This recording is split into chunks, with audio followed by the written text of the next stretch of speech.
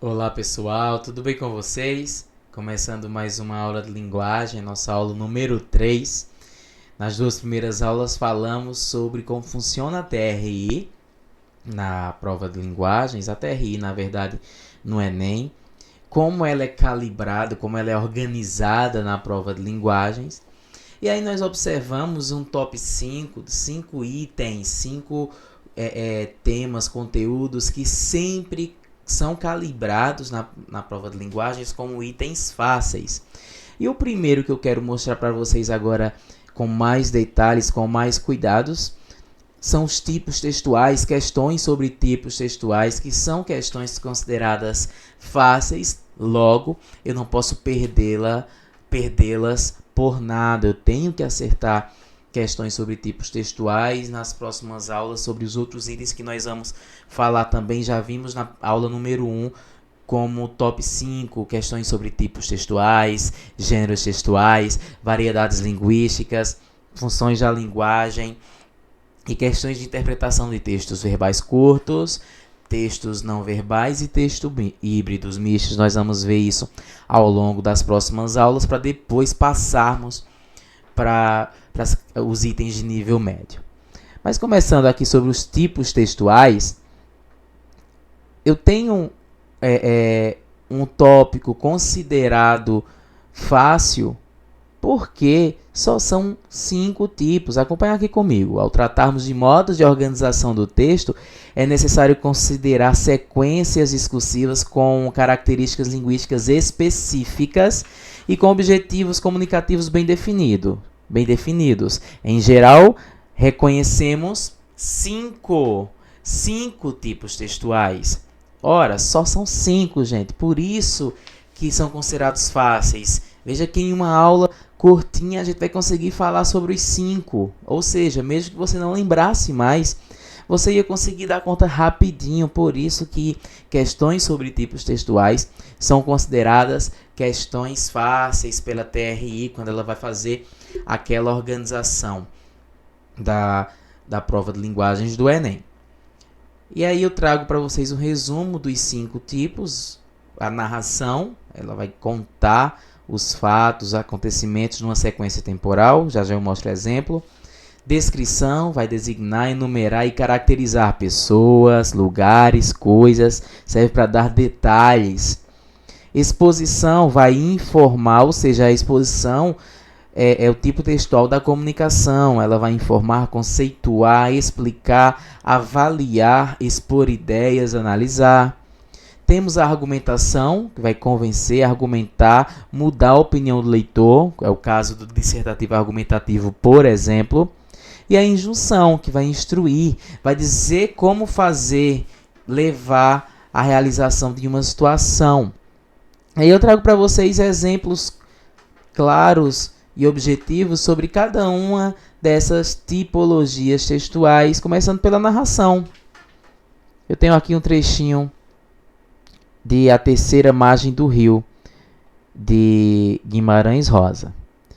Nosso pai era cumpridor, ordeiro, positivo, e sendo assim, desde mocinho e menino, pelo que testemunharam as diversas sensatas pessoas quando indaguei a informação.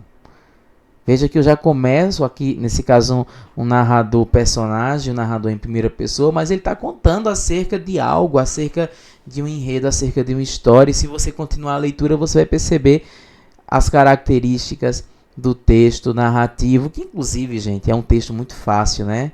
Porque nós narramos desde sempre. Eu acho que a primeira história que a gente escutou, né, o primeiro texto que foi lido para nós na escola, lá na educação infantil ainda, foi um texto narrativo. Nós passamos a educação infantil, o fundamental anos iniciais e boa parte do fundamental anos finais lendo textos narrativos, lendo histórias, escrevendo histórias, e no dia a dia nós contamos. Inclusive, lá na aula de redação, em um momento eu vou falar sobre isso, é uma bela forma de começar contextualizando, é uma bela forma de usar repertório. A gente que vem falando também sobre repertório sociocultural ao mesmo tempo, agora nas aulas de redação, uma bela forma de narrar, de começar o nosso texto é com um trecho narrativo. Ora, Diego, mas o texto não é dissertativo argumentativo? Mas você vai perceber que um mesmo texto vai ter o predomínio de um tipo textual, mas ele pode ter traços de outro. Se eu começar o meu texto dissertativo argumentativo com um pequeno trecho narrativo, usando como repertório de um filme, uma série, uma novela, uma obra literária, um desenho animado, então, como eu narro muito bem, nós fazemos isso muito bem porque narramos desde sempre, é uma bela forma de iniciar a produção de um texto dissertativo argumentativo. Mas vamos ver um exemplo de descrição. Eu falava aqui que por mais que em um texto tivesse o predomínio de um tipo textual, eu posso ter outras marcas de outros tipos textuais. Nos textos narrativos, por exemplo, nos contos, nos romances, eu tenho traços, eu posso ter traços de descrição.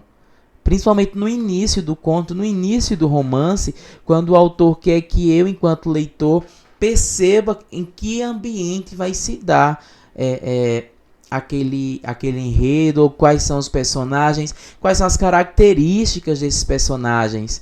E eu tenho aqui nesse trechinho uma descrição de Iracema.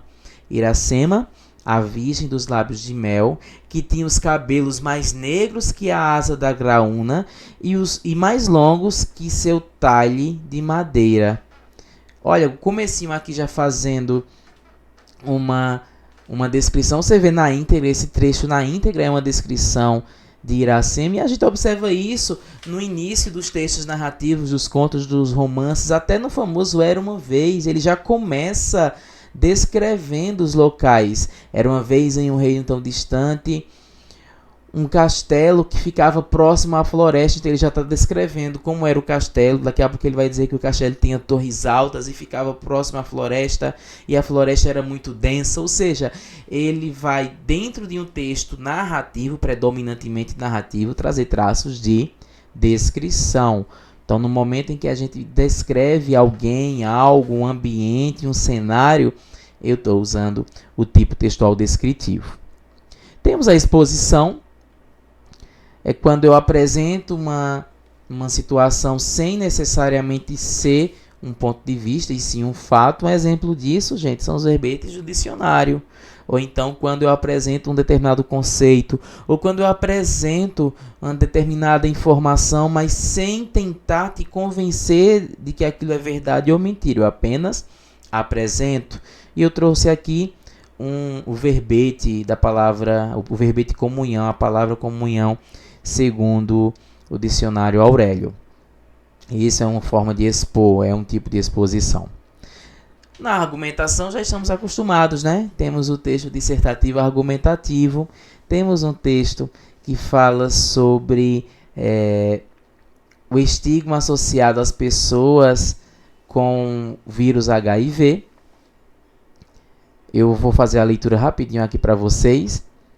Eu acho que esse é o texto de Gisele. Olha, Gisele, teu texto aparecendo aqui.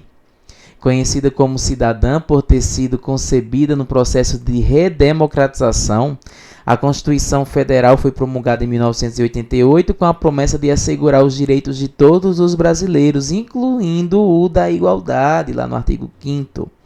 No entanto, apesar da garantia constitucional, nota-se que a discriminação para as pessoas portadoras de HIV configura-se como uma falha no princípio da isonomia. Sendo assim, percebe-se que o estigma associado ao vírus possui raízes amargas no país, devido não só à falta de conhecimento, mas também à omissão do Estado. E ela continua, primeiro desenvolvimento. É indiscutível a priori que o desconhecimento social está entre os obstáculos do problema, tendo em vista que a patologia era conhecida como a doença dos gays.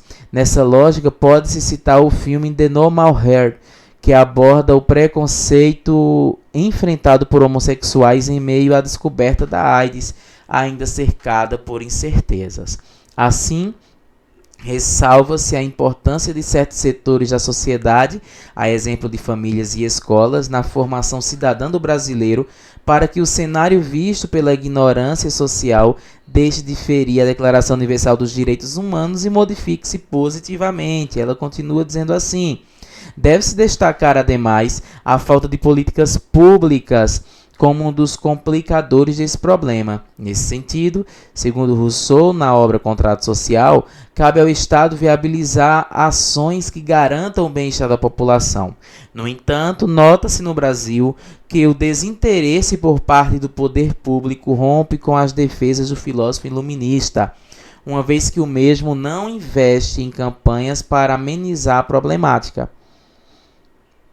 Ali tinha o A que na hora de digitar eu acho que ele foi omitido, tá? No texto original ele aparece, amenizar a problemática. Dessa forma, é inaceitável que em pleno terceiro milênio tal impasse aconteça, violando o que é exigido constitucionalmente. E ela conclui dizendo: depreende-se desta forma a urgência de ações interventivas com o fito de amenizar a questão. Urge, portanto, que o governo, na figura da Secretaria da Imprensa, aborde mais acerca do tema para os brasileiros através de propagandas e investimentos na área, para que os indivíduos tenham acesso a mais informações, desconstruindo as crenças arcaicas. É necessário também que o Ministério da Cidadania, responsável pelas políticas de desenvolvimento social, faça projetos e campanhas a fim de dar maior assistência e atendimento a esse grupo de pessoas e, assim, garantir o contrato social no Brasil, parafraseando Rousseau. Não é aula de redação, mas eu trouxe esse exemplo como um exemplo de argumentação, quando ela tenta nos convencer do ponto de vista dela em relação ao tema. Temos ainda a injunção, que é o tipo textual que nos ensina como fazer algo. Eu trouxe aqui uma receita de um pudim de leite. Se você quiser fazer, depois diz como ficou, tá? Eu tenho aqui essas características. Primeiro, os ingredientes do pudim da calda, não vou ler para vocês. Depois, o modo de preparo, separado, pudim e calda. Ou seja, a receita de qualquer coisa que a gente faça na cozinha é um texto injuntivo. O navegador do GPS é um texto injuntivo porque ele nos diz qual caminho devemos seguir para chegarmos a um determinado destino. A receita médica, a bula do remédio, o tutorial do YouTube, todos eles são textos de natureza injuntiva. Então são esses os 5 tipos textuais, e o INEP coloca na prova de linguagens questões que vão cobrar de nós apenas o conhecimento acerca do tipo textual, como por exemplo, eu acho que esse texto eu já trabalhei lá na aula 1, é uma música e ele está na ordem inversa, mas quando eu coloco na ordem direta eu já percebo aqui uma característica de uma narração. Eu vou caminhando contra o vento, sem lenço, sem documento. Eu já percebo de cara a presença de um texto narrativo. Eu vou passar mais rápido porque nós já tínhamos respondido essa questão na aula 1. Eu tenho aqui um texto que é narrativo, ou seja, se ele é narrativo, eu já elimino as 3 primeiras alternativas, A, B e C. Só que quando eu chego na letra D e na letra E, eu vejo que na letra E fala-se de um texto injuntivo, mas se eu volto para o texto, eu percebo que ele não está me ensinando como fazer nada, tirando aqui de campo um texto injuntivo e confirmando que é um texto narrativo e descritivo, pois o enunciador conta sobre suas andanças pelas ruas da cidade, ao mesmo tempo que descreve essa cidade. Essa questão não é novidade para vocês, mas agora sim, vamos para uma questão nova que a gente ainda não apresentou aqui em nenhuma das nossas aulas. Lembrando que eu não começo pela leitura do texto, tá? Eu começo pelo comando da questão. Dependendo do que o comando disser, talvez eu nem precise voltar para a leitura do texto. É o que acontece aqui. Observem comigo. O fragmento do texto jornalístico, veja, ele já está me dizendo que isso aqui é um fragmento de um texto jornalístico. Aborda o lançamento de um livro. Gente, eu não vou nem terminar, nem precisa. Gente, é um texto jornalístico. Aí depois ele fala que predomina qual sequência. Gente, o texto jornalístico ele serve para me ensinar a fazer algo, como diz a letra A, ou então ele tenta defender um ponto de vista. Na verdade, o texto jornalístico costuma ser isento. Eu que vou, a partir daquela informação, criar uma opinião, mas o texto jornalístico é isento. Ele pode até ter traços de narração, ele não vai ser descritivo, ele até pode ter traços de narração, mas nesse caso ele é um texto expositivo, composto por informações sobre a arte knife. Quando eu volto para cá, se eu ficar aqui na dúvida entre narração e exposição, na letra C diz assim: narração, narrativa construída pelo uso do discurso direto e indireto. Isso não é a característica, a única característica do texto narrativo. Quando eu volto para cá, eu percebo que o texto fala justamente sobre a arte knife.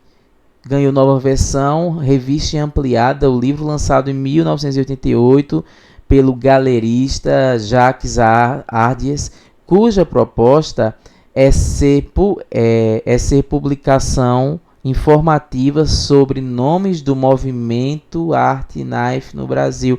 Ou seja, o texto já vai falar sobre isso, não vou continuar a leitura e já matei a questão. Alternativa é. Então veja como é tão simples uma questão sobre tipos textuais. Muitas vezes o próprio comando já me isenta da leitura do texto, já ganho tempo com isso. Além de só serem 5 tipologias textuais, ele ainda me faz ganhar tempo. Ao invés de eu fazer a leitura do texto na íntegra, muitas vezes eu sequer preciso fazer a leitura, porque o comando da questão, o enunciado da questão já me dá informações suficientes para a resolução dela, sem precisar que eu volte para o texto. Vamos para a última dessa aula. Gente, como o texto está curtinho, eu vou começar por ele.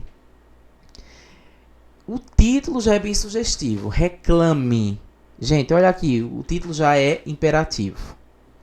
O verbo no imperativo, ele está falando diretamente com o receptor. Eu tenho aqui o que a gente vai rever em aulas posteriores, a função conativa da linguagem. Eu estou falando com o meu receptor. É meio que eu estou ensinando como fazer algo. Reclame. Se o mundo não vai bem aos seus olhos, use lentes ou transforme o mundo. Ótica, olho vivo, agradece a preferência. Eu tenho aqui um poeminha que foi criado, na verdade, para fazer uma propaganda. E aí, gente?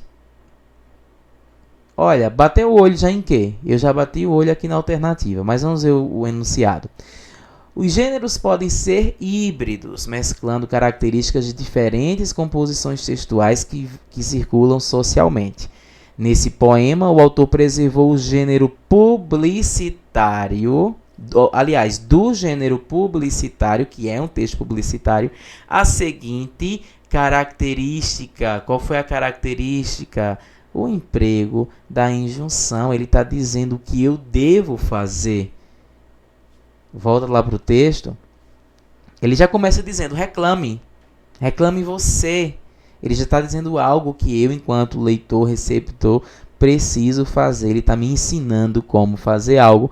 Por isso, um texto injuntivo. Questões sobre tipos textuais são questões muito fáceis de se responder. Você não pode perder. A TRI vai derrubar muito a tua nota se você errar uma questão sobre tipologia textual. Então depois volta essa aula, revisa, dá uma olhadinha nos 5 tipos, características e no padrão de questões sobre as tipologias textuais. Nós terminamos por aqui mais uma aula, nossa terceira aula de linguagens. Na próxima aula falaremos sobre gêneros textuais, questões de gêneros textuais, como eu já tinha apontado lá na aula número 1, como top 5 dos itens mais fáceis e que eu não posso errar de forma alguma. Um abraço para vocês, bons estudos e até a próxima aula.